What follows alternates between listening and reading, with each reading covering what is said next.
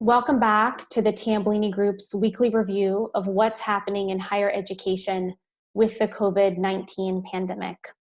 I'm Katelyn Ilkani, joined again by Raechelle Clemmons. Hi, everybody. And we're going to talk to you today about how things have really changed just in the past week. Since we were last here with you, the US has now become the center of this global pandemic. We now have more active cases than any other country in the world. And a stimulus bill was passed on Monday. Is that right, Ray? I think so. I think it was Monday. We saw the stock market bounce back up. So a lot of volatility everywhere you look. And I'm going to pull up our PowerPoint again so that we can go through a couple of important data points with you. Let's see. I have to share my screen first. Here we are. We'll eventually get better at this, right, Katelyn? Maybe, I don't know. I keep telling myself that.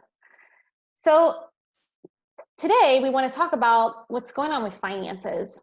The stimulus bill, a survey that went out to presidents at institutions across the country, what's happening with layoffs and permanent closures, and how we're seeing some hospitals, some colleges turned into hospitals.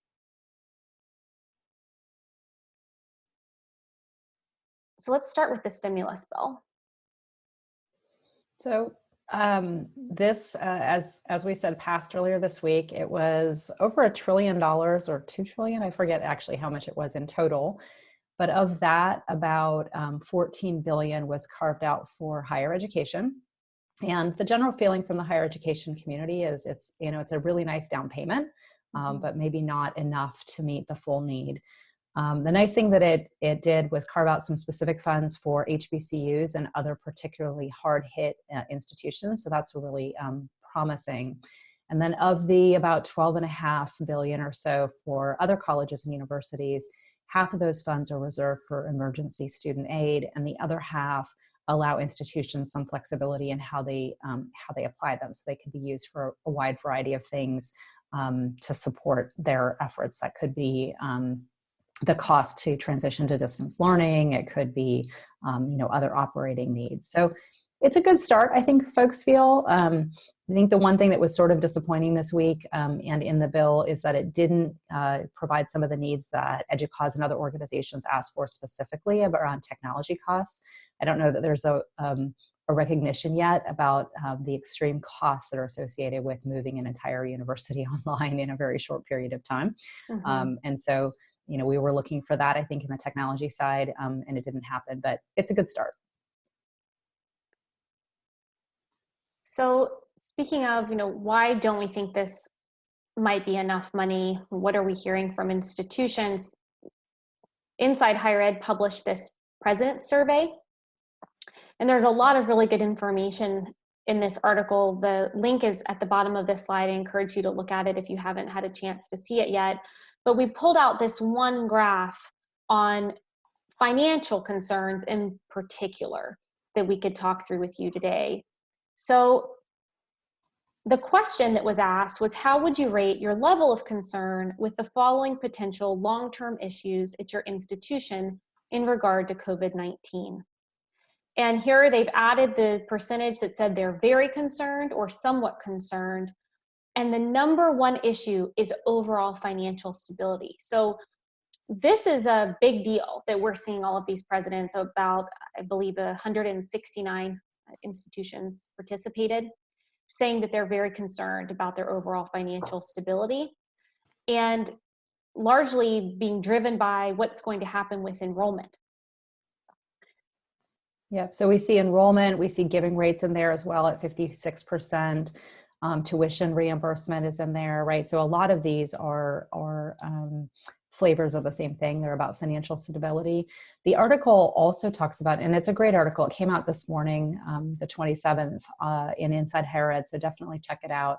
They also ask about where do institutions feel they need additional support to successfully navigate the COVID-19 crisis, and financial health and operational planning ranked at the top of that list as well. So not only are institutions concerned about their stability, but they also feel like that's the place that they need the most help in navigating this as well.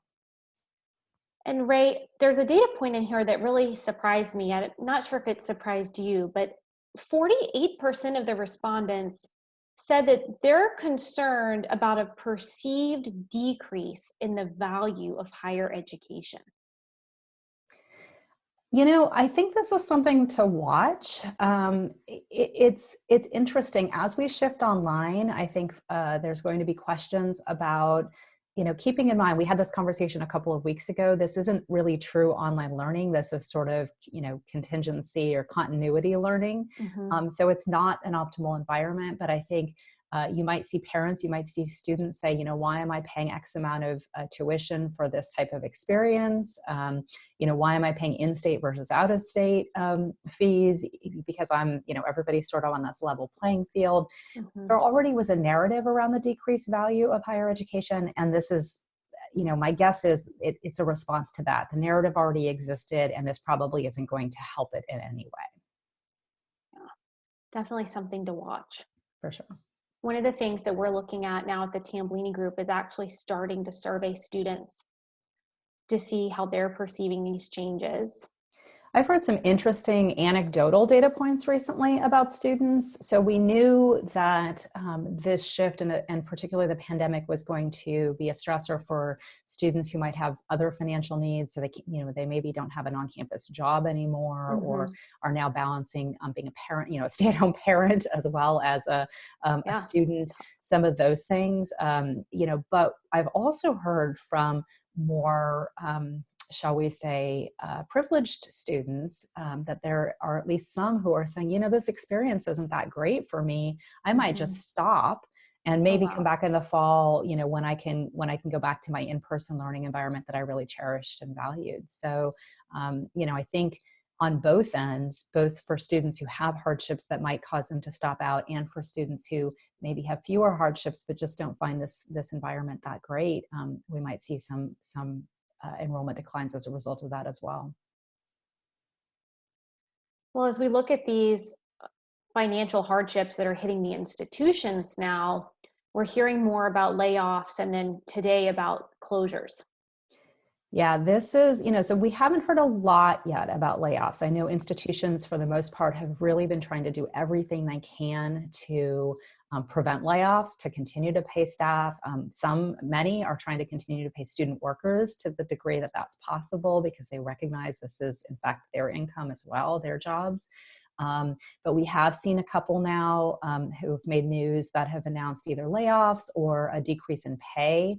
And then a couple of announcements, one around a university, I think in Washington, declaring financial exigency. I can't say that word, but which basically just says, you know, hey, we're on the brink, and so we can take drastic measures, including things like potentially reducing tenured faculty, which is not something, of course, that normally happens. And then this one showed up a couple of days ago as well. The San Francisco Art Institute, which is a 150-year-old institution, was already looking at, you know, sort of what their long-term viability was and how they were going to make it into the future. And because of COVID-19 and the undue hardship, has announced that they're not going to accept a fall class. So this may be the first we've seen. I'm not positive about that, but I think that it may not be the last that we've seen. I think institutions that were already on the verge might find that this pushes them over the edge. Yeah, it's definitely a sad byproduct of what's happening. Absolutely. Another interesting trend that we've seen actually start to happen this week is that institutions are preparing to become temporary hospitals. So Governor Cuomo, the governor of New York, came out today saying that CUNY Staten Island is being looked at to be a hospital as an overflow for all the patients in New York. And then Tufts University and Middlebury College have come out and said that they're preparing to be ready to be used as a temporary hospital if needed as well. And I hear other states, so obviously New York, we all know, is very hard hit. I think they have over 30,000, over 40,000 cases, if I'm not mistaken, in New York alone.